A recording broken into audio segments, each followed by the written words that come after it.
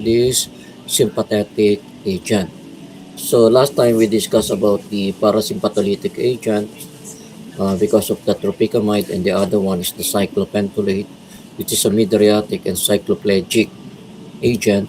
So this time the sympathomimetic agent that we will be talking will be now the phenylephrine. Okay, so this is agonist kasi mimetic. Diba? So it will try to mimic the effect of the neurotransmitter of sympathetic, and that will be now the norepinephrine. So the effect, the same way that of tropicamide, it will try to dilate, okay, now the pupil. But this time, the effect is only to dilate the pupil without paralyzing the accommodation, because this sympathomimetic agent will not interact with that of the muscarinic 3 receptor, because you follow the lock and key principle. Follow the lock and key principle. However, we will try to divide now this sympathomimetic agent into direct acting, and the other one we have the indirect acting. So pag sinabi nating direct acting, yung mismong gamot na pinatak mo will interact with the receptor. Okay, so this time the med, okay, will interact, okay, with the receptor. So specifically lagay natin with specific. It will interact with specific yan, receptor. Okay, para mas malinaw. So ano receptor, of course, that will be now the alpha, and the other one will be the beta receptor yon. So yun yung direct uptake. Ito siya ngayon. Ito yung reaction between the drug, that is the mechanism of action between the drug and that of the receptor site. So the drug will interact with that of the receptor to produce the drug receptor complex. And in the form of this complex, of course, that will produce the desired pharmacologic effect. And the desired pharmacologic effect is i-dilate, di ba, yung pupil. Okay, because it will interact with alpha-1 receptor, which already been discussed last time. So we have different type of direct acting. Ito. Okay, so mamaya i-discuss ko yan. And then we have the indirect acting. Pag indirect acting, they will not interact with the receptor. Iba yung mechanism of action niya. Okay, but I won't be discussing this one because it's not part of what we have done in our laboratory. So ito lang ang i-discuss ko. That will be now the phenylephrine. Okay, so indirect, as I have said, not interact with that of the receptor. Pero ano yung effect niya? Ganun din. Okay, yung kanyang ocular effect is that it will dilate the pupil. Ocular ha, so ang ocular effect of this medication is that it will also produce mydriasis without paralysis of accommodation. So without cycloplegia. So the same with that of the direct acting. The same with that of the direct acting. So ano yung gamot na ito? One is a natural occurring, that is cocaine. Natural okay. Basta basta galing siya sa tanim, natural yon. At yung na-extract mo na galing sa tanim, these are supposed to be called alkaloids. And alkaloid, okay, is a characteristic that makes the drug lipid soluble. Kaya yung cocaine, okay, pag pinatak sa mata, may gamit ang cocaine. It's also an ester anesthetic agent. Cocaine is not only, lagyan na natin dito. So cocaine is not only a mydriatic agent, cocaine is also a CNS stimulant. Okay, it's a CNS stimulant. Diba, kapag naka-cocaine ang pasyente, ayan, di sila natutulog because these are supposed to be CNS stimulant. Okay, the pupils are dilated, and this is also an ester anesthetic agent. Okay, so also an ester anesthetic agent. So pareho siya ng ating proparacaine, the ester anesthetic agent. Kaya nga lang, medyo nakaka-addict, di ba? Nakaka-addict itong cocaine. These are supposed to be abused, okay, by some of the users of this medication. Okay, So, pwede siyang gamitin ng anesthesia sa patak sa mata, kaya lang ang effect is magdadilate ang pupil. Unlike for the proparacaine, you only produce anesthesia locally. Local lahat, isa sa local ha, kasi patak lang. So, local acting ito. So, ester, lagay natin local.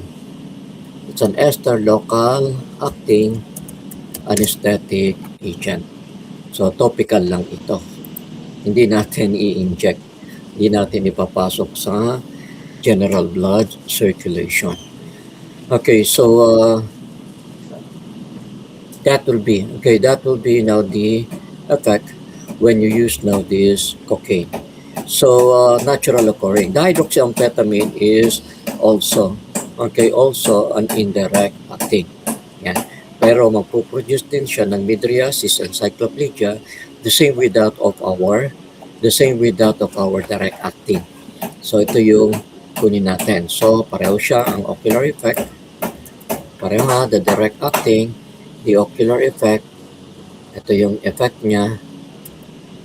The ocular effect, okay, will be mydriasis and cycloplegic property. Okay? There are other indications where you use now this indirect acting medication. So the other medication that will act specifically on the beta receptor will be the isoproterenol, and the other one is salbutamol, which is also known as albuterol. Alam niyo naman salbutamol, di ba? Ginagamit yan kapag may sakit sa baga, hirap huminga. Okay, yung pasyente, because this will act as bronchodilator. So gamit ito yung, have you heard of COPD?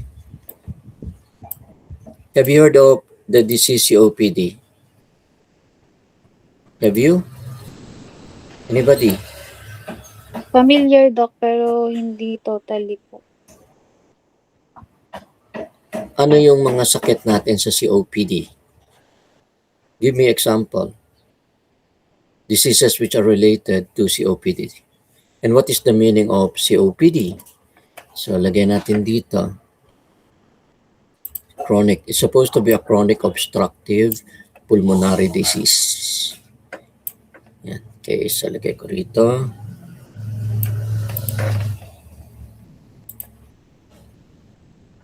Okay, so that is supposed to be a chronic. It's a chronic, chronic obstructive pulmonary. Kung hindi pulmonary, lung. Okay, diseases. Ayan. So that will be now the acronym meaning of COPD. COPD or COLD. Yung L doon, yung L doon will be the lungs. Pulmonary is also the lungs. Okay? And what are these COPD? What are the manifestation rather if the patient have COPD? Siyempre, hirap huminga. Diba? In the medical term, for difficulty of breathing, we call it as dyspnea. Okay, so what are the COPD? Oh, by the way, are you recording our discussion for today? Yes, okay. So you have here now this bronchial asthma. And bronchial asthma is supposed to be hereditary. Yan. So hindi ko alam kung sino rito ang may sakit na hereditary bronchial asthma. So how would you know that that is a bronchial asthma? Yan, yung ubo niya is masikip.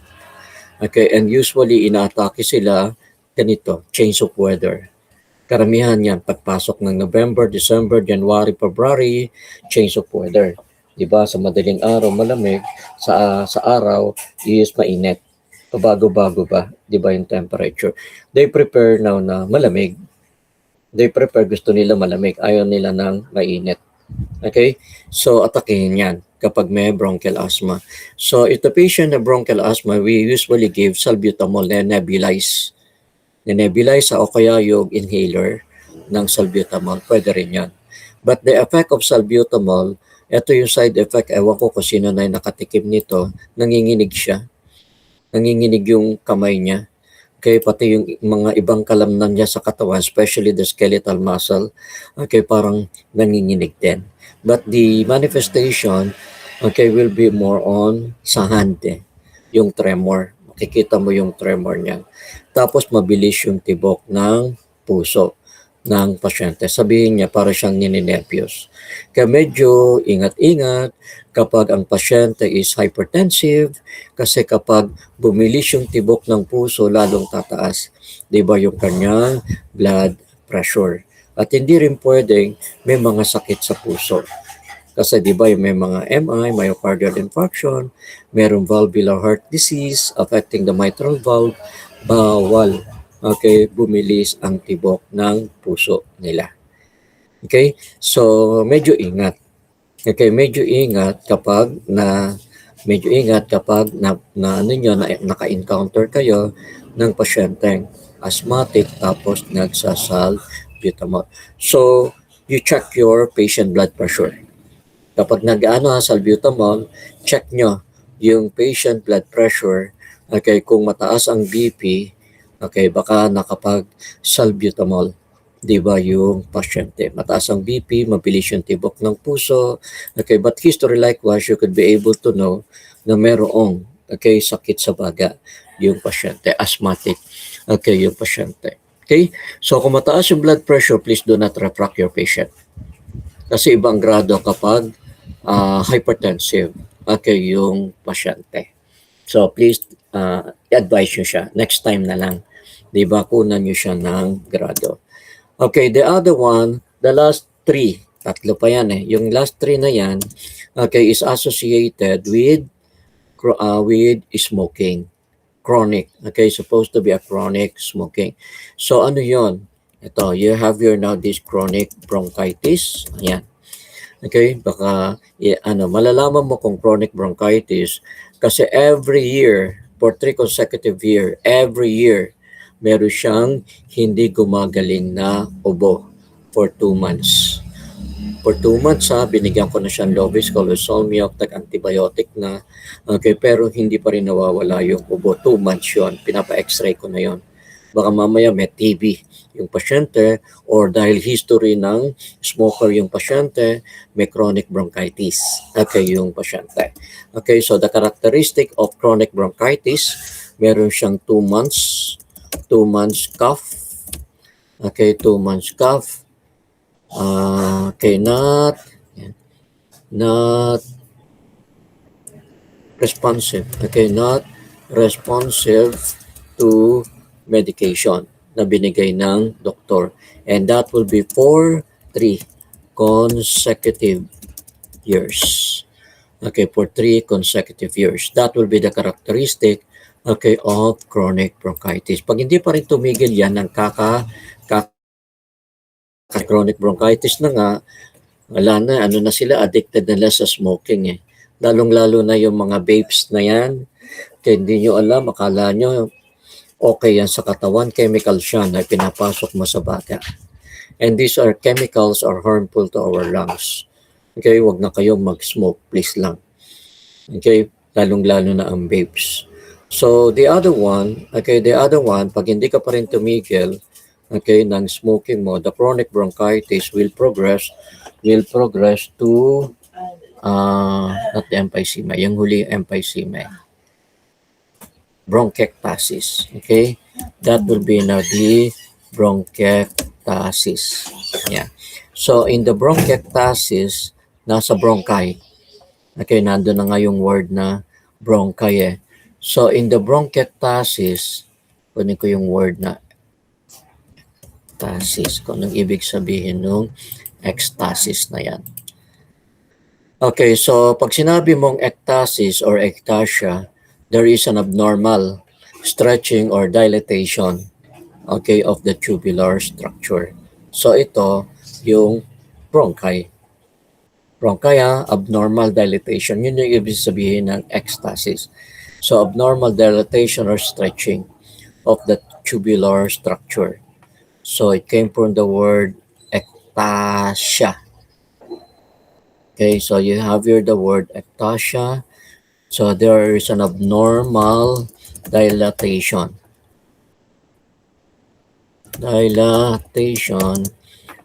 Abnormal dilatation or stretching of tubular structure or stretching of tubular structure. So ano yung tube dito? Bronchi. Diba? So in our case, that will be now the bronchi. So that is supposed to be now the meaning of ectasis or ectasia. Okay? Ectasis or what we call as the ectasia. So yan. Okay? So, bumuka, there will be abnormal dilatation. So, pag na-overstretch ngayon, yung kanyang bronchi, may blood vessel yun eh, pwede siya ngayong umubo, okay, na yung plema may kasamang dugo. And the medical term for presence of blood-streaked sputum, may kasamang dugo ha, presence of blood-streaked sputum, we called it as hemoptysis. So, nandun yung word na hemo or hema, ibig sabihin dugo. Okay? So, ngayon, medyo ano ka ngayon na, naku, umubo ka, may, yung plema mo may kasamang dugo, then we have to rule out possibility that the patient have pulmonary. The patient have pulmonary tuberculosis. However, on X-ray, wala eh. Walang nakita eh. Pero history likewise, okay, smoker yung pasyente. For how many years smoker yung pasyente? Consuming around 1 pack of cigarette a day. 1 pack of cigarette a day. Okay? So, can I ask, sino smoker dito? Sino ang smoker? Anybody? Sino nagbe-vapes? Anybody? Karamihan na smoker dito eh mga lalaki. So, can I ask somebody? Dok, wala pong smoker sa ano po, sa section namin kasi mababait po kami. Yeah, very good. Gusto ko yan. Mabait kayo. Okay? Lalaki, babae ha. Totoo yan ha. Anissa, Opo, Dok. Proven and tested po. I will take your word ha. Okay? So anyway, sa ibang section, sa ibang section na lang. Okay, merong, nag-i-smoke. Okay, so may nag-i-smoke, isang pack of cigarette a day. Ang isang pack of cigarette a day, I think, 10 ba yung laman na stick nun? Yeah, so araw-araw yon. For how many years? Umiinom. Once kasi na naging smoker ka, addicted na sila sa smoking eh.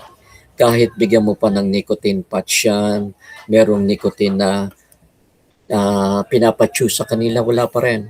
Hinahanap pa rin nila yung smoking. Okay? So, that will be now the characteristic of patient with bronchiectasis. Okay, so the other one, lagyan na natin to asterisk para mamaya. That these are supposed to be related to chronic smoking. So kapag hindi ka pa rin tumigil, okay, ng kakasigarilyo,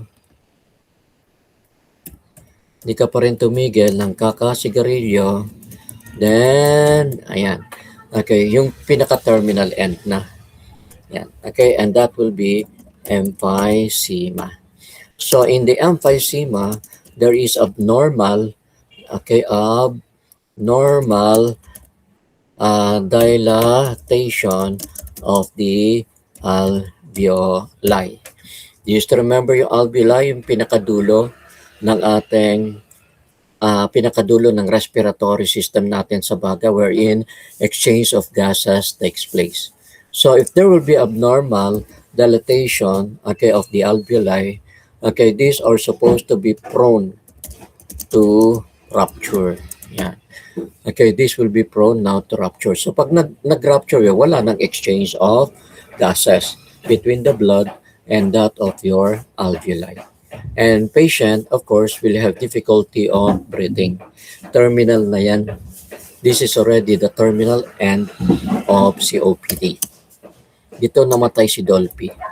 Pero hindi naman smoker daw siya, sabi niya. Siguro, passive smoker siya. Yung mga kasamahan niya, naninigarilyo. Okay? Alam mo naman sa mga artista, di ba? So, naninigarilyo siya, hindi naninigarilyo yung usok, parang naninigarilyo na rin siya. So, passive smoker siya. Okay? So, ano na yan? Confirm na yan na si Dolphy noon merong emphysema. Okay? So, emphysema this time will be, as I've said, the terminal end of the disease. And the disease, of course, that will be now this COPD. Okay? So, that will happen if you are supposed to be a smoker. So, anong ginagawa para makahinga? Kailangan ibuka yung daanan ng hangin. At ang pambuka ng daanan ng hangin through your alveoli, okay, alveolus, alveoli, and bronchi, that will be now giving salbutamol, okay, which is a beta-adrenergic agent. So, hindi tayo dyan. Ang topic natin will be dito. Mas maraming topic will be more on phenylephrine. There are other medication which are direct acting. Direct acting, okay, acting specifically on the receptor side. Okay, so that will be one is tetrahydrozoline. Siguro narinig nyo na yan, IMO, di ba? IMO or Vicin. Okay, you have napazoline, oxymetazoline. Okay, nagamit yan para mawala yung red eye. Okay, relieve. Okay, we will try to relieve the red eyes, okay, nung pasyente. So we have only 2 red eyes, and that will be now the conjunctival injection, and the other one is ciliary injection. Have you heard of this word before? Have you heard? Have you heard? Conjunctival injection and ciliary injection, ocular disease. Yes po, Doc. Yes Yan. po, Doc. Anong cause noon? Bakit namula yung conjunctival artery and ciliary artery? Yan, nag-dilate. Okay, yun ang cause kung bakit namula yung mata. Dilated yung conjunctival and ciliary artery. Kaya conjunctival injection and the other one is ciliary injection. So, nag-dilate. Ano gagawin ko? I-constrict. Kasi yung ating tetrahydrozoline and nafazoline and oxymetazoline is a vasoconstrictive agent acting as ocular decongestant. Okay, so lagay natin dito. This is a vasoconstrictive. Okay, vasoconstrictive agent used as ocular decongestant, relieving, as I have said, the red eyes, okay, of the patient. And what are these red eye? That will be now the, as I have said, we have conjunctival. Okay, we have conjunctival and you have ciliary injection. Pero ang marirelieve mo lang dito, pag binigyan mo ng tetrahydrozoline, is only the conjunctival injection. Hindi kayang tanggalin ang ciliary injection kasi malalim yung ciliary artery as compared to the conjunctival artery which is more superficial. Okay? Do you understand? Yes po. As a Yes po. result of vasodilatation. So, i-constrict natin. Di ba? Dilated yung ang mga blood vessel niya sa conjunctiva, constrict natin by giving now this vasoconstrictive tetrahydrozoline. Okay? But, do not advise, please. Do not advise na pag namula yung mata, may red eye yung pasyente, okay, do not advise na magpatak sila ng tetrahydrozoline. Okay? Kasi there are other causes of this conjunctival injection on the patient. You may produce harm than good on the patient. Okay, although this is over-the-counter medication Diba? Pag namula ang mata, over-the-counter, o ayun, bili ka. Diba? Ng tetrahydrozoline. Okay? So please advise your patient. Siguro ang pwede mo na lang gawin sa kanila, mag-eye wash kayo. Namumula yung mata, eye wash mo. Tapos ng eye wash malamig ang gagamitin mong pang eye wash will be 0.9% sodium chloride. 0.9% sodium chloride. Naturuan ko na ba kayo ng eye washing? Sa ano po, ibang subject, yes po. Yan na pala. So, hindi ko na ituturo. Okay, hindi ko na ituturo yan kung naturo nyo na using 0.9% sodium chloride. So, mas maganda siya malamig. Kasi ang effect ng lamig Pag nag-eye wash kayo, magko-constrict, di ba, yung blood vessel. Then, kahit pa paano, di ba, na-relieve yung red eye ng pasyente. Okay? Pagkatapos naman is cold compress. Yun ang pwede mong i-advise doon sa pasyente after eye washing with cold, with cold.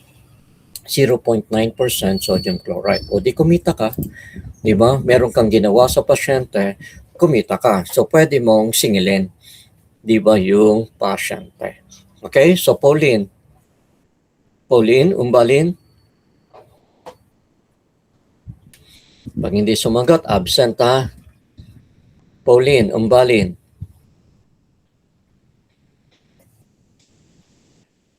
Wala. Absentan ko to. Ayaw ko tong ano eh. Gusto kong face to face, kaya lang hirap mag-lecture. Liit ng TV.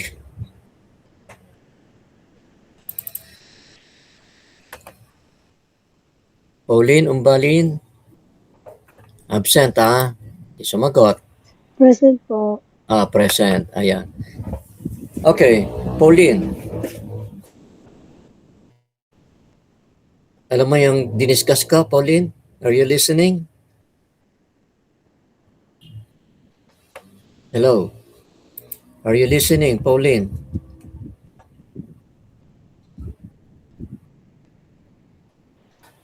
Yes po. Sige nga. Okay. So, anong gagamitin natin pang eye wash?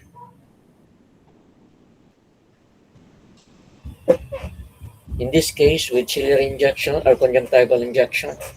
Saline po. Saline. Okay, malamig. Di ba? So, dahil professional opto ka, magkano singil mo sa pasyente?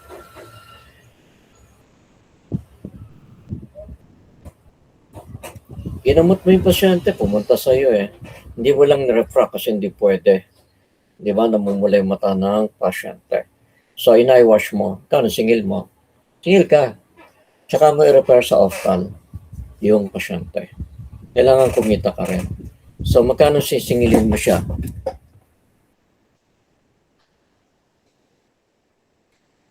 Magkano singilin mo, Doc?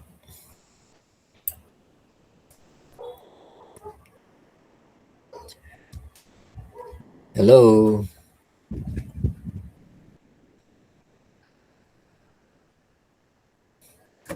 Libre lang, Doc. Sige, libre. Wow. Okay, libre siya. Okay, so, paano kung hindi libre?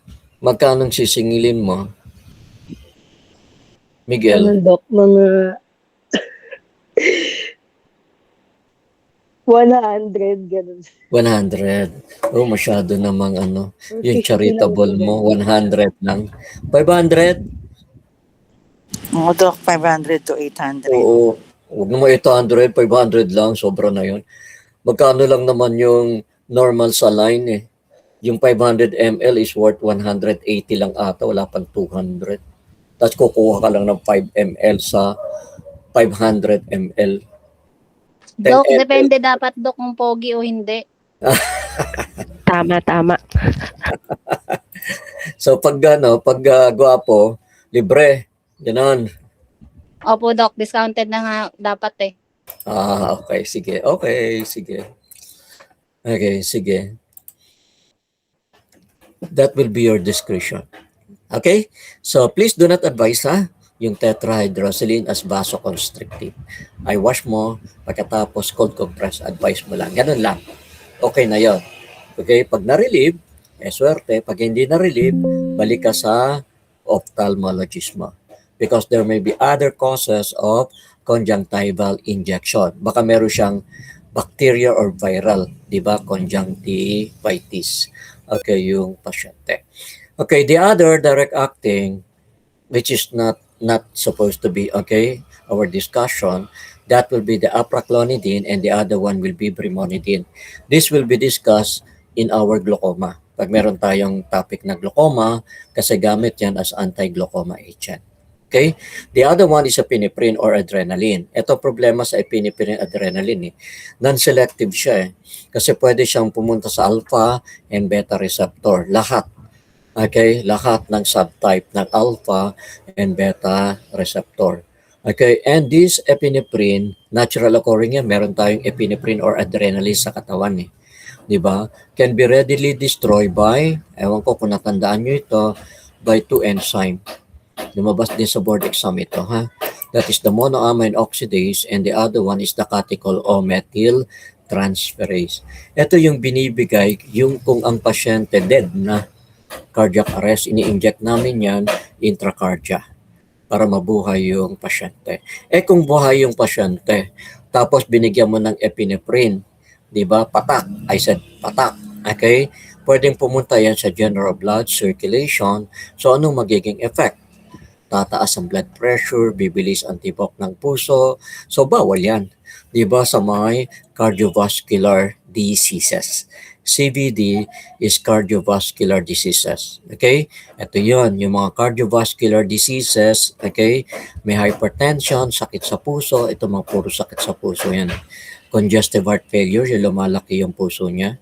Nag-chest pain is myocardial infarction. Valvular heart disease, rheumatic heart disease. Yan. Kung parating merong tonsillitis, naapektuhan yung valve ng puso. Especially the mitral valve. Okay? And then we have cardiomyopathy. In short, pag may cardiovascular diseases, okay, wag ibigay ang epinephrine. Binibigay kung dead na. Yan. Okay, yung pasyente. Okay? So, hindi yan atin. Delikado yan sa inyo. So, ang okay sa inyo will be now this phenylephrine. Okay? Now, phenylephrine as compared to epinephrine is non-catecholamine. So, dahil hindi siya natural, synthetic siya, okay, hindi siya kayang sirain. Nung dalawang enzyme, normally, na sumisira sa norepinephrine. Kaya mas longer yung effect ng epinephrine. No, phenylephrine rather, as compared to the epinephrine na mayroong pampatak sa mata. Okay?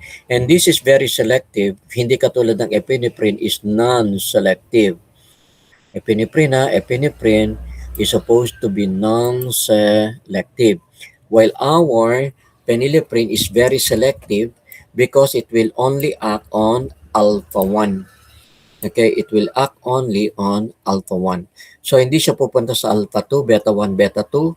Okay, only at alpha-1. Kaya very selective siya sa alpha-1. So, the effect is mydriasis. Diba? Mydriasis without cycloplegic property and also nakaka-relieve din yan, okay, ng red eye. Okay, dito, yung 2.5. Kaya lang, kunyari, namumula yung mata, pinatakan mo siya ng phenylephrine, 2.5%. Nagdadilate naman.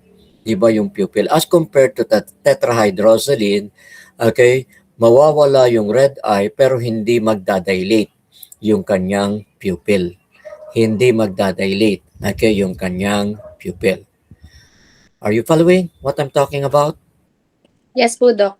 Okay? Yes po, Doc. Yan. So, siyempre, ayaw ng pasyente, dilated yung pupil, yan, maaraw sa labas. Oh.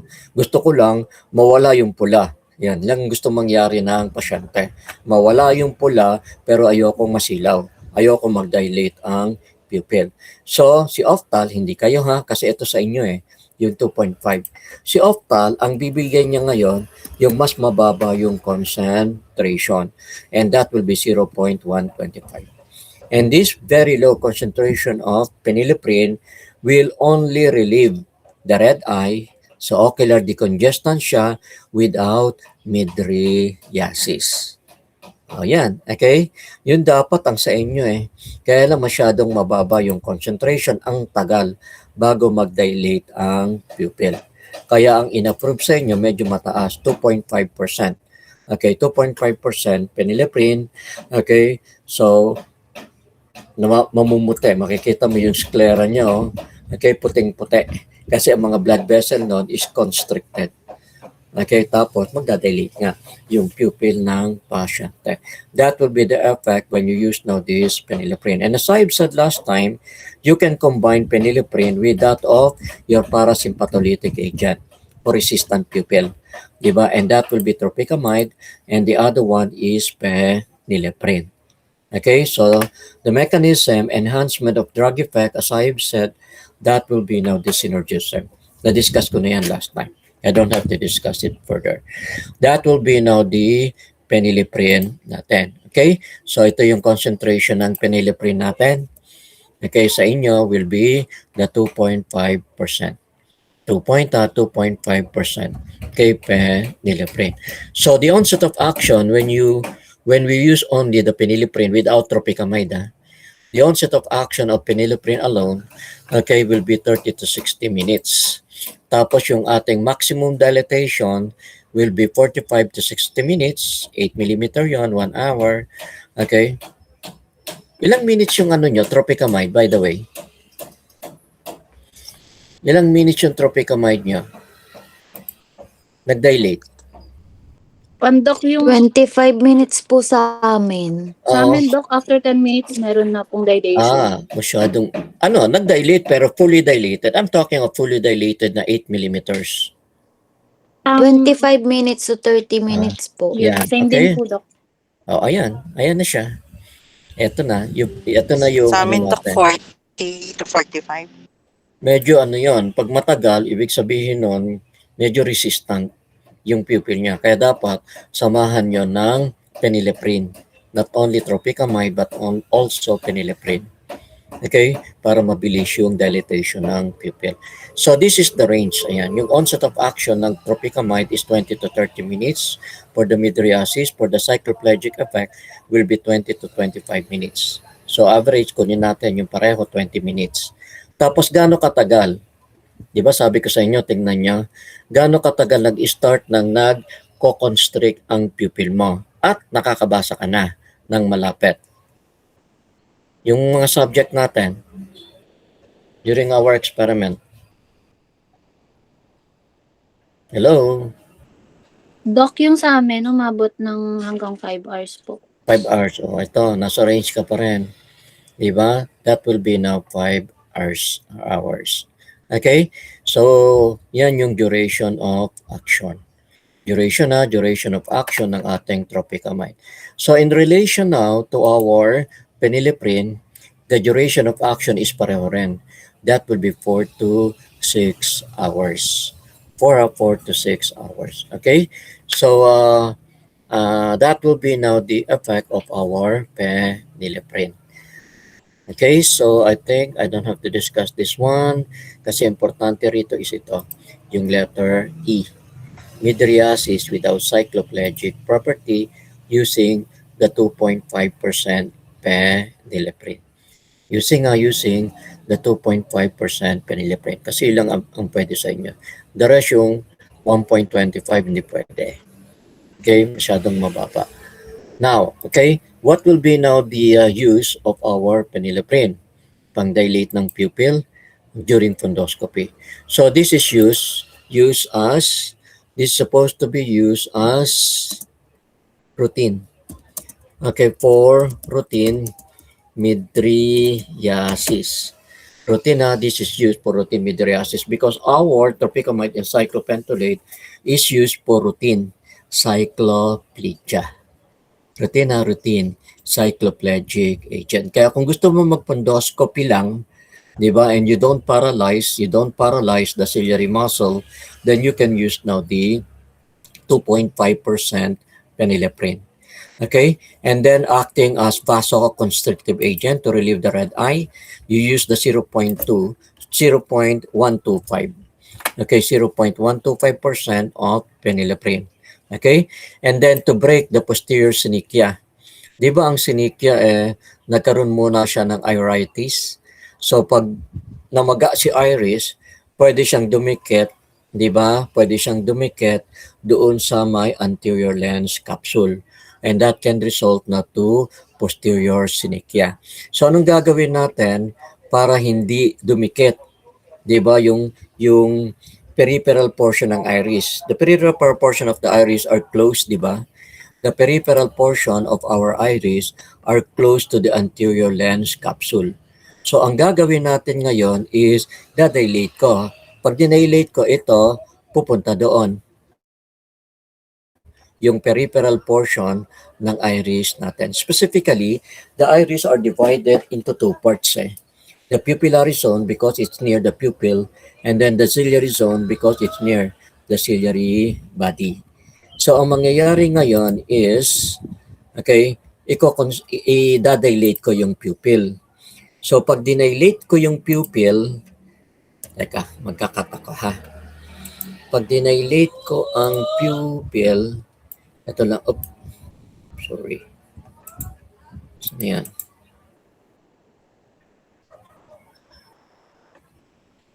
Balik tayo. Okay, so mangyayari is ganito. Kunin ko lang yung pupil. Yan. So mangyayari ngayon is, di ba pag nag-dilate ang pupil, kakapal siya. Ayan. So ito siya, di ba? So magda-dilate ako. So pag nag-dilate ako, ayan, lumayo siya ngayon. Di ba? Lumayo ngayon itong pupillary zone dito sa may anterior lens capsule. So you prevent, di ba, the posterior synechia. Do you understand what I'm talking about? Yes po, Doc. Ayan, okay? That will be now another use. That will be now another use when you use now this phenylephrine. Okay? So, mapiprevent mo.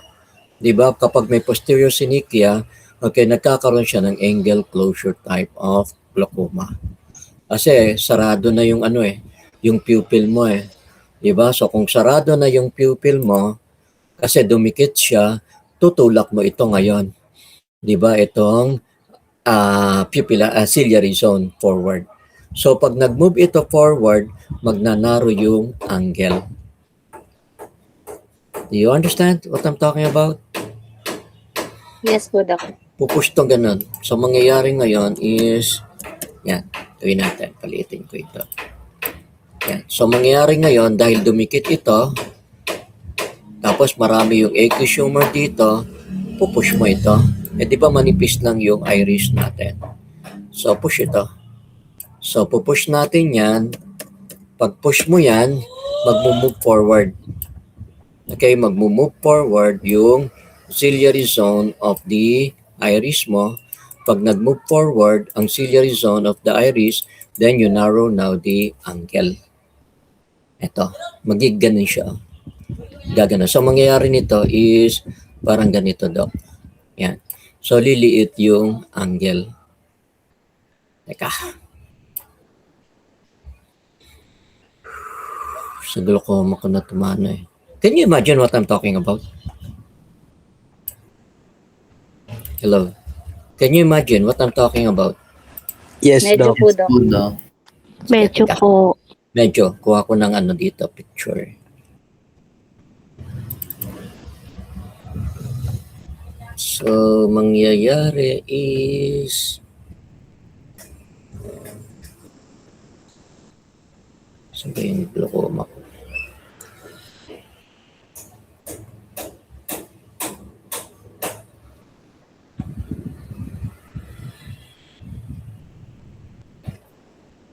Yan ito.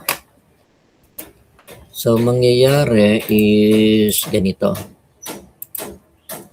Ayan. Okay, pag nagkaroon ng posterior synechia. Okay, yung pasyente. So, mag-move forward, then, ayan na, magnanaro yung angle. Pag narrow yung angle, block ngayon yung outflow sa trabecula at saka sa uveus sclera. Dalawa yung outflow natin Okay, so 20% ng outflow sa uveus sclera, 80% ng outflow papunta rito sa may trabecula. Kaya pag nag-move forward ito, wala, barado.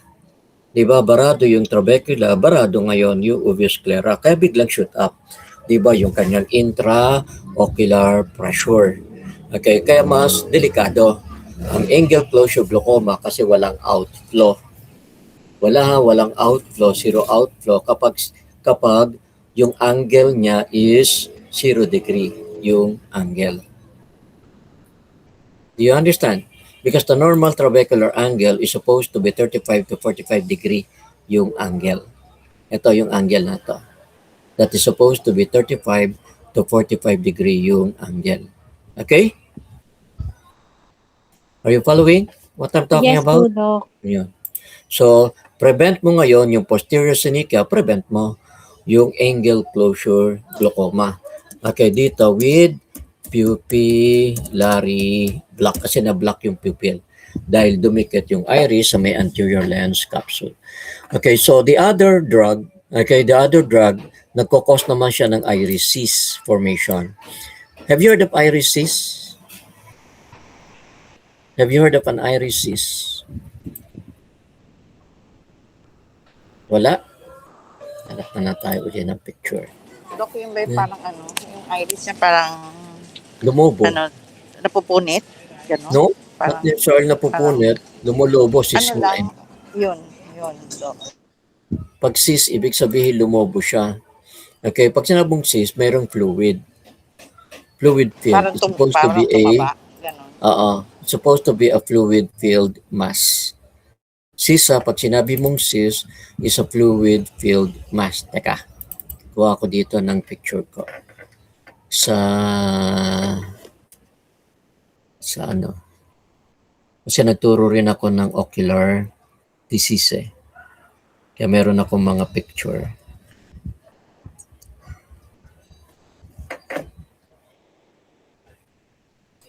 Okay, dito na lang. Dito lang ako kukuha sa ano.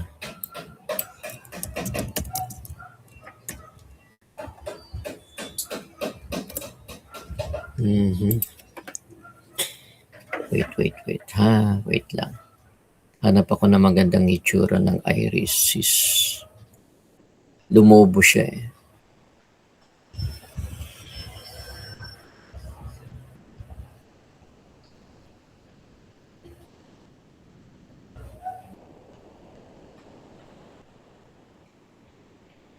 Saan ko ba wait.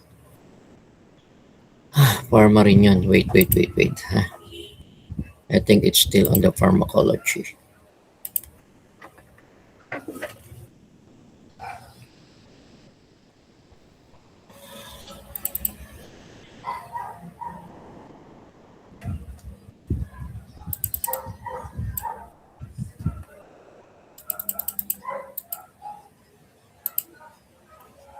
Ito.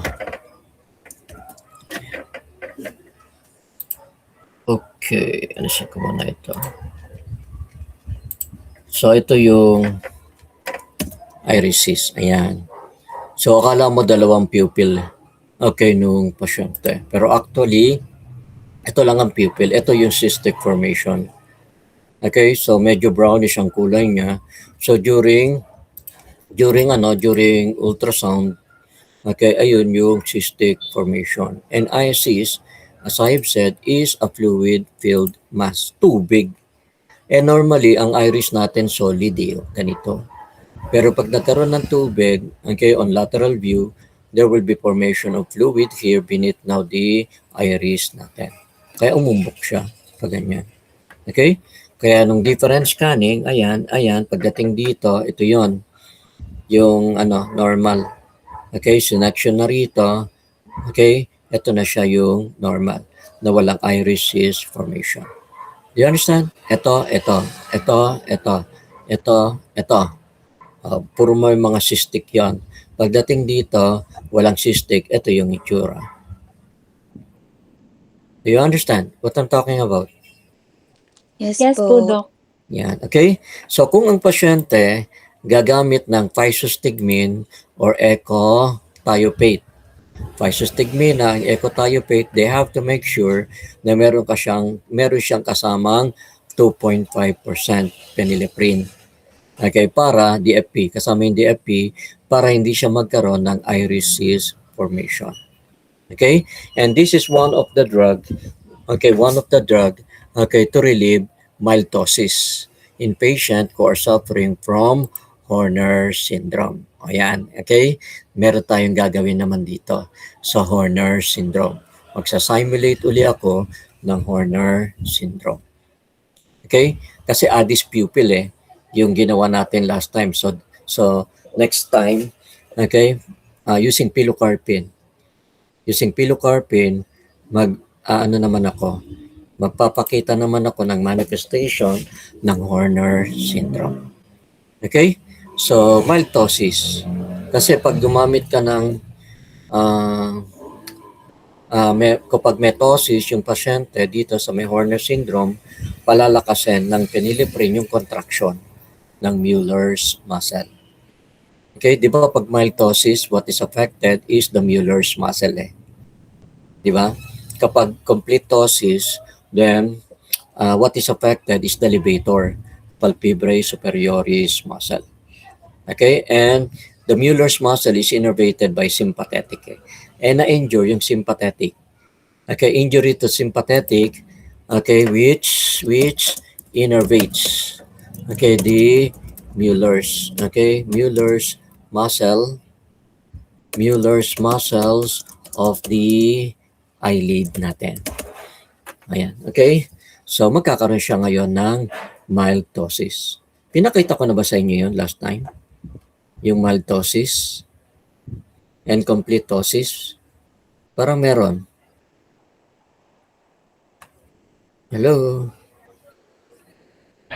Yes po, Doc. Yes, yan. Sige. Okay? So, bigyan mo siya ng phenylephrine, magkocontract si Mueller's muscle. Okay? So, pag nag-contract, okay, kasi nag-injure eh, yung sympathetic that innervate the Mueller's, ibig sabihin nun, relax, di ba yung kanyang Mueller's muscle or paralyze yung Mueller's muscle niya. Okay? So, gigisingin ko by giving now this 2.5% phenylephrine acting on alpha-1 receptor. Okay, so what will be now so bawal ito ha, cardiovascular diseases affecting cardiovascular system. Okay, so these are contraindicated as I have said with cardiovascular diseases. So puro sa puso yung contraindication ng phenylephrine. So watch out if you will be using now this phenylephrine. So safe pa rin, tropicamide na lang. Okay, yan ang pinaka-safest natin. Madali pa siyang i-reverse. Okay, yung ating tropicamide. Okay? So, dahil dilated yung kanyang pupil, yan, may photophobia siya. Okay? Siyempre, there will be blurring of vision. But the patient can read at near. Ha?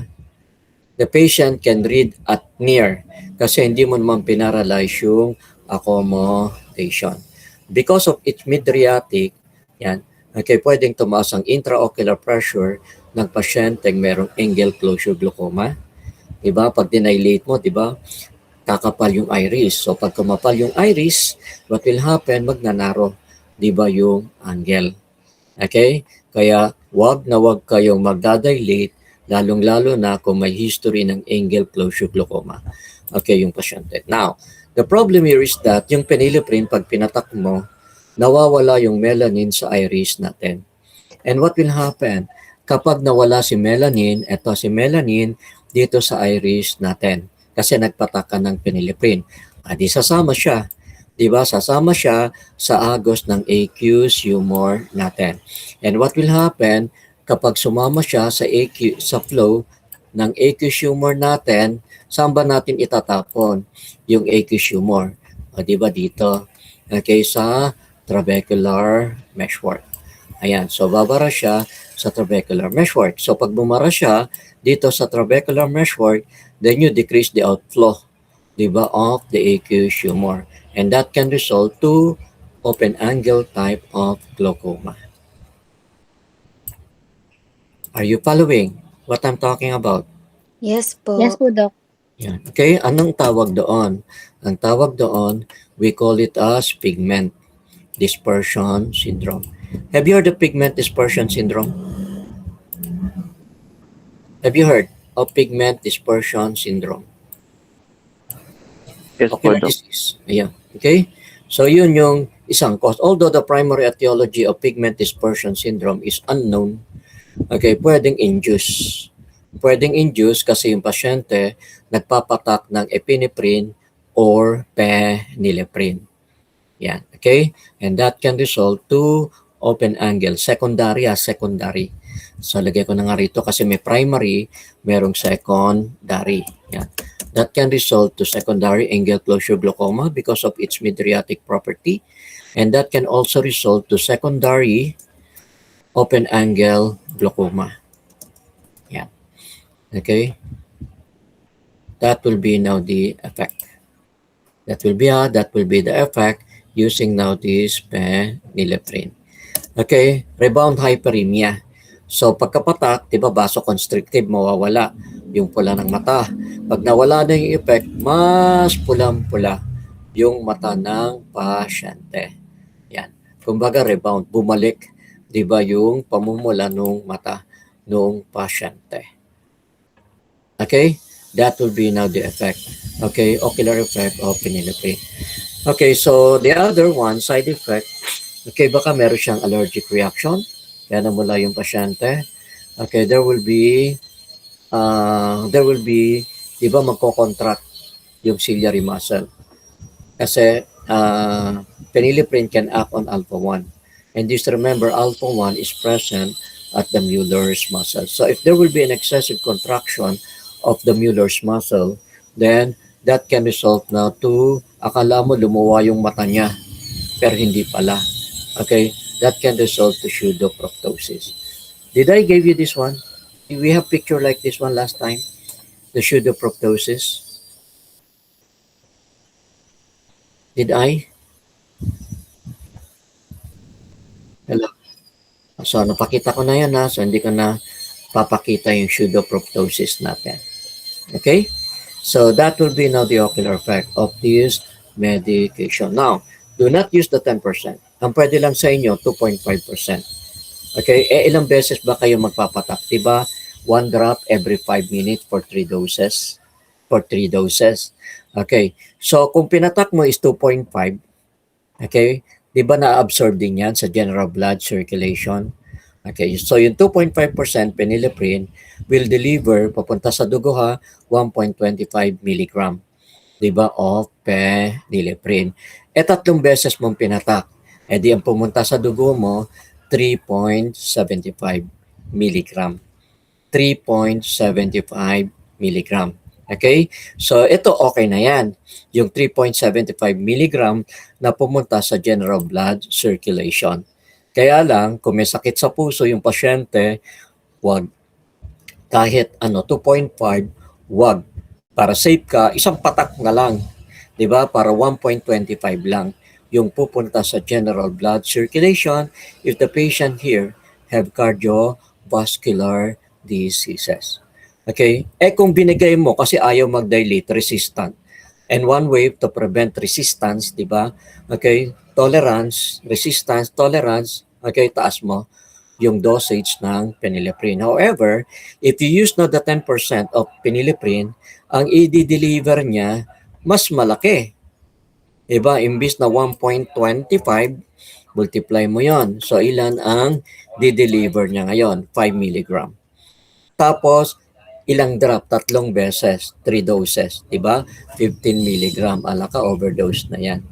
Di ba? Yung 15 milligram, ang kailangan lang ng katawan natin at the right dose is 3.75 milligram lang ng phenylephrine. Ito, 15 milligram, edi times 5 yon. Di ba? So, pupunta yan sa general blood circulation, yung pinatak mo na 10%, pero ang pumupunta sa dugo is 5 milligram, 3 beses, 15 milligram na ngayon, nasa dugo mo, that can affect a serious side effect. Specifically, sa cardiovascular system, okay, nung pasyente. Okay? Na pwedeng sumobrang taas, mataas na nga ang BP niya, lalo pang tumaas, okay, yung kanyang blood pressure, mapuputokan niya ng ugat sa ulo. And that can result to CVA hemorrhage. Do you understand what I'm talking about? Yes po, Doc. Understand? Okay? So, kung ayaw ng 2.5% mag-dilate kasi may resistant yung mata niya, bigyan mo na lang ng samahan mo na lang ng ibang mydriatic agent. And that will be tropicamide, and the other one is the cyclopentolate. So, ito yung itsura.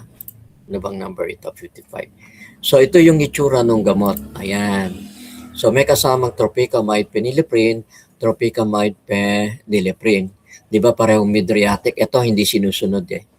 Okay, yung international coding, color coding. Okay, itong pharmaceutical company na ito. Pero itong pharmaceutical company na ito, in drug combination, they follow the body coding. Do you understand what I'm talking about? Yes po, Para Doc. ma-prevent. Okay? Para ma-prevent natin yung cardiovascular side effect ng medication. Okay? Huwag mo nang itaas. Hanggang dito lang kayo sa 2.5% phenylephrine. Tapos isang drop lang ha, antay. Huwag mo kailangan na 3 patak. Antay ka lang. Magdadilate at magdadilate din yan kahit isang patak lang yan. Kasi meron tayong ginawa, di ba, para ma-prolong ang contact time, para ma-enhance yung absorption ng medication kahit isang patak lang. Okay? So that will be now the effect using now this phenylephrine. Now, the other thing that we do, once it's already dilated, di ba nag-fundoscopy tayo, hindi tayo nag-cycloplegic refraction. So next time na lang, yung cycloplegic refraction natin. Another activity na gagawin natin will be cycloplegic refraction. Okay? So, magpapaturo pa ako paano yung cycloplegic refraction sa aking co-faculty. Okay, so, although I know the principle I know the principle na kapag against ang movement, plus lens yun. Tama ba? Against movement is plus. Yes po. Yan, okay? So, gagamitin natin using the lens rock plus lens. Okay, para yung against movement niya is ma-neutralize natin. Tama, no? Tama ba ako? Tama ba ako o hindi? Nakagamit na ba kayo lens rock? Hindi pa po, Doc. Sige, manghiram na lang ako. Pero meron dito may lens rock. Yung mga merong optical clinic. Wala? Wala po, Doc. Mas magaling mas maganda kasi merong retinoscopy kayo sa bata Mas madaling makuha yung grado ng pasyente. Pero kailangan patakan ng tropicamide or cyclopentolate. Okay, yung bata. Okay, so fundoscopy or ophthalmoscopy, diba, will be one way to examine what's supposed to be present inside your eye. So we're talking of the fundus itself. Or, kung ayaw nyo gumamit ng ophthalmoscope, then pwede kayong gumamit ng, nung ating, ito, yung ating fundus photo. Okay, na sinasabi. Fundus photography. Okay? So, non-invasive. Puro non-invasive naman yun So, this direct ophthalmoscopy, yan, ginawa nyo na yan. Mas maganda, dilated ang pupil, di ba? Kitang-kita. Yung loob ng mata ng pasyente, hindi nagko-constrict kahit may ilaw. Di ba? Galing dito sa ophthalmoscope. Okay? So, ayun ang ginagawa ko. Hinahawakan ko yung ulo ng pasyente. Tapos yung thumb ko, nire-retract ko yung upper eyelid ng pasyente. Pero ang nire-retract ko yung eyebrow, hindi mismo yung eyelid, eyebrow. Wait. Wala nang battery. Wait. Saksak ko lang.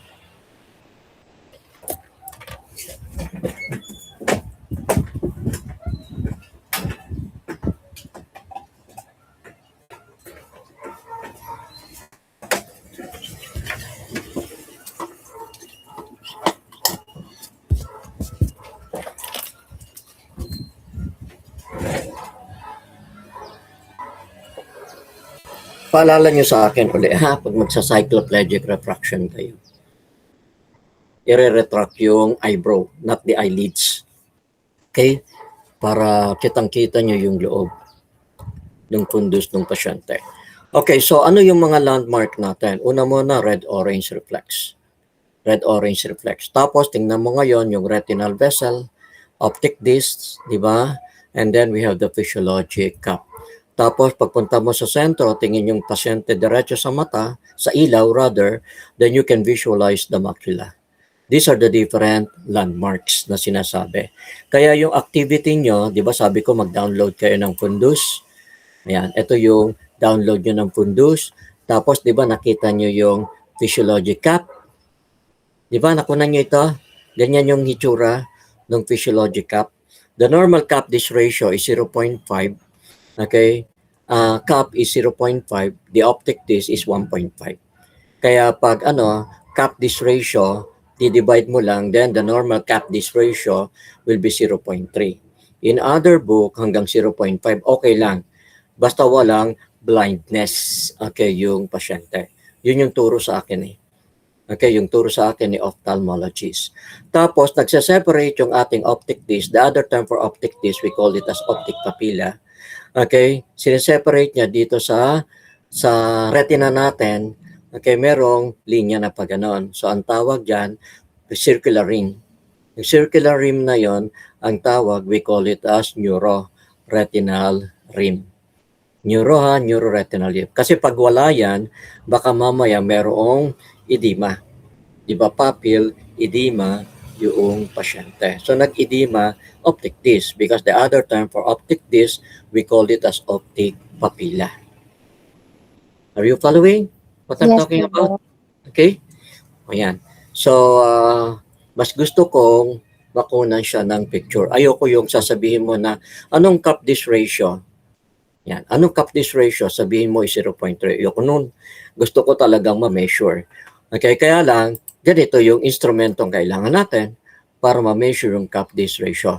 Okay, tuturuan ko kayo. Okay, tuturuan ko kayo paano mag-measure ng cup disc ratio. Kailan exam na natin next meeting, ano? 12. Exam na natin next meeting. Okay, so meron tayong activity na gagawin. Dali nyo yung ano nyo. Pakidala naman, ha? Pagkatapos, mag-print kayo nito nung normal sa bond paper. Kada grupo meron nito. Kada grupo mag-print kayo nito, isang bond paper short. Tapos, okay, may measure ko ito, yung cup disc ratio. Para lumabas si 0.3. 0.3. So, ito yung mga landmark natin, ha? So, sabi ko sa inyo, mag-download lang kayo. Hindi ko kinakailangan yung kinunan nyo ng picture. Kasi ang hirap nun eh. Diba? So mag-download na lang kayo, tapos lagyan nyo siya ng label kung ano yung mga nakikita dito. And this is supposed to be our landmark. Okay? On our fundus during fundoscopy. Direct yan. Ito yung direct. Okay? So meron tayong ganito. The panoptic, the panoscope, parang meron dito sa inyo. Nagdala ng panoscope. Sa inyo ba yon o sa section A? O section D? Villapando, dito ba yan? Si Villapando? O ibang section. Nagdala siya nito ng panoptic ophthalmoscope. Okay? Tapos nilagay dito yung cellphone. Merong adapter eh. Ayun, na-capture niya. Kitang-kita lahat. Sabi ko nga, ganda pala ng panoscope. Hindi mo na kinakailangan bumili nito. Kung magpupundoscopy ka lang. Diba? Pero kung other diagnostic procedure, syempre mas maganda ito.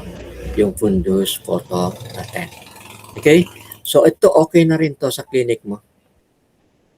Okay na rin to sa clinic mo para makita yung fundus.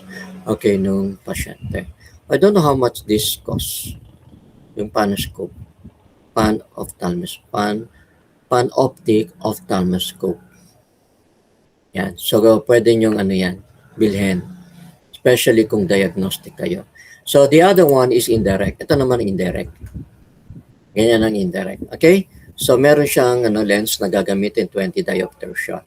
So, ano pagkakaiba between direct and the other one is indirect ophthalmoscope? Kasi, okay, dalawang klase yung ophthalmoscope natin. Direct and the other one is the indirect. Diba? So gusto natin malaman anong nandun sa fundus. Diba? Sa loob ng fundus kung anong dapat makita. Meron kasi mga nakikita eh. Glaucoma, diabetic retinopathy, hypertensive retinopathy. Yan. Okay, meron kayong nakikita. Diba? Kung meron systemic diseases that may affect our retina, the fundus. But what is the difference between direct and indirect, diba, ophthalmoscopy? Ayan na. So, ang ginawa ko, nilagay ko ngayon sa table between direct and indirect. So, in our direct ophthalmoscopy, walang lens, diba, na ginagamit na katulad nito, may hawak-hawak na lens, condensing lens si Doc. Okay. So, sa indirect natin, gumamit siya ng 20 diopters na condensing lens. Indirect yan, ha? Tapos yung pag-examine, arm length, malayo. Diba? O, ayan, malayo. okay, arm length. Okay, yung distance between the doctor, the optal, and that of the condensing lens which are placed dito. Okay, at the eye of the patient. Okay? Pero yung ano natin, direct, halos malapit ka na eh.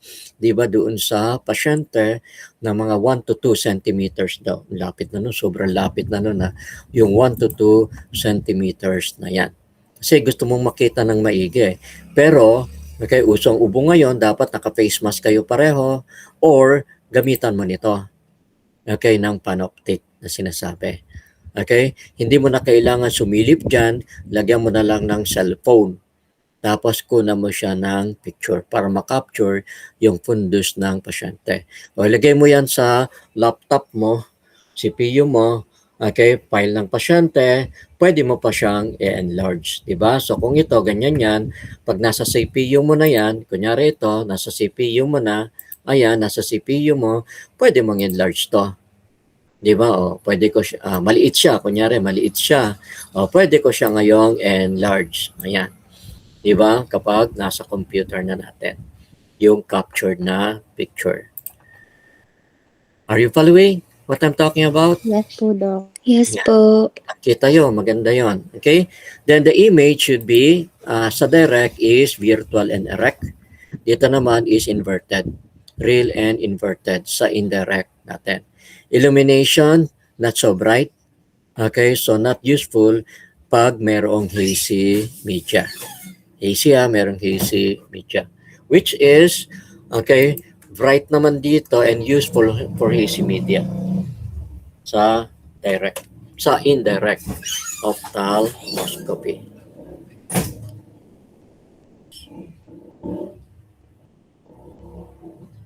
Wait.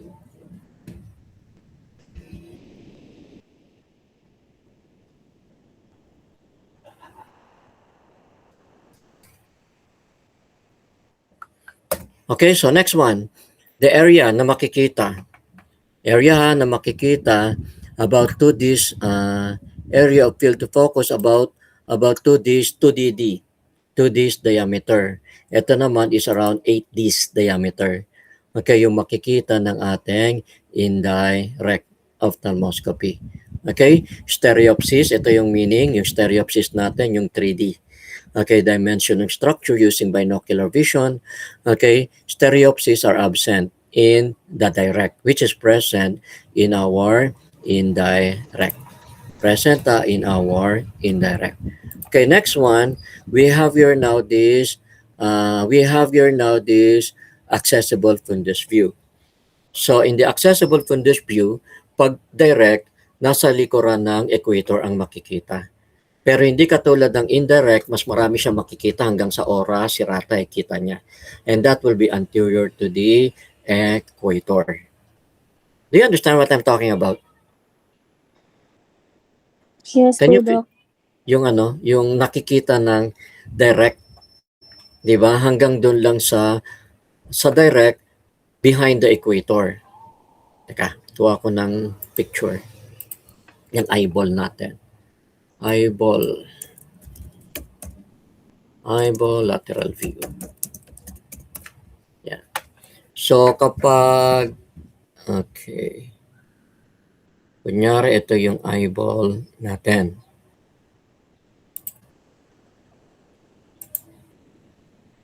Copy image.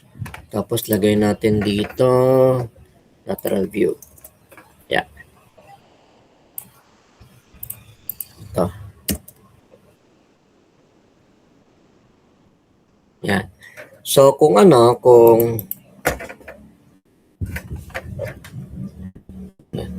so hatiin ko yung eyeball.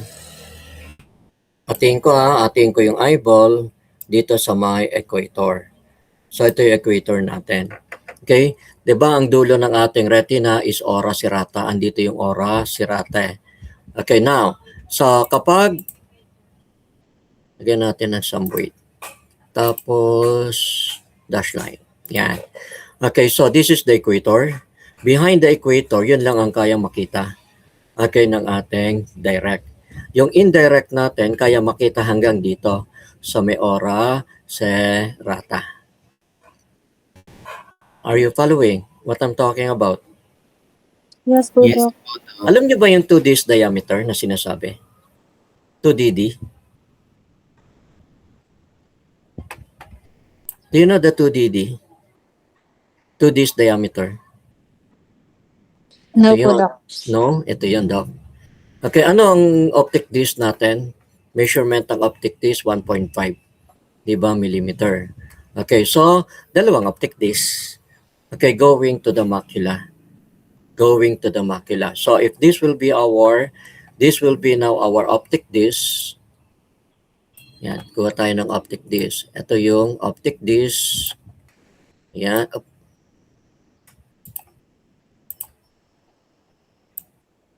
Yan. So, the optic disc measures around 1.5, di ba? So, it measures 1.5 millimeter. Okay, so ang distance between the optic disc and the macula is 2Ds diameter, 2DD. So, anong ibig sabihin no, nung 2DD, dalawang optic disc. So, kuha tayo ng optic disc. Ayan. So, dalawang optic disc. Ang distance. Okay, ang distance between, are you following what I'm talking about? Yes po, Doc. Yan. Okay? So, ilan yon in millimeter kung dalawang optic disc? 3 po. 3 millimeters, di ba? So, yun yung distance between the optic disc and that of the macula.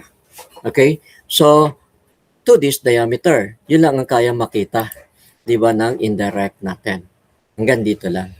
Okay, 2DD. Di kanya, sa indirect hanggang dito sa ora serrata. So, that will be 8 DD. Okay, that will be now hindi 2DD, but rather it's 8DD optic disc. So, multiply mo yung 8 times 1.5. Diba? Ito, okay, that will be equivalent to this diameter will be equivalent to 3 millimeters. Are you following, Doc? Yes po, Doc. Tapos, multiply mo yung naku, mahina ako sa math. 1.5 multiply by 8. 12 millimeter, Doc. 12 ano? 12. 12 Ayan. millimeter. Ayan, that will be 12 millimeter. O di kung 12 millimeter yan, kita mo na hanggang dito.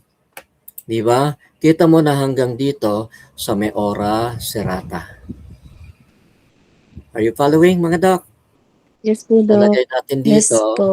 This is direct. Ito, this is supposed to be now the direct. Tapos yung kabila, okay, will be indirect. Yan ang makikita during indirect ophthalmoscopy. Indirect. Okay, ophthalmoscopy. Ayan. Okay? So, kaso, meron ba tayo nito sa clinic? Indirect? Wala po. Wala. Sa MCU meron kami pero isa lang ang gumagamit, si Doc Donnie Doc, lang sa sa ano? students. Saan? Meron po. Yung doon yung bago. Sa bago. So, sana paggamit kayo for Ay, demo. hindi po, Doc. Ano? CI lang po ang gumamit last time po. Sino? Yung CI po na naka-assign po. Si I. Kung sino yung naka-assign doon. Sige.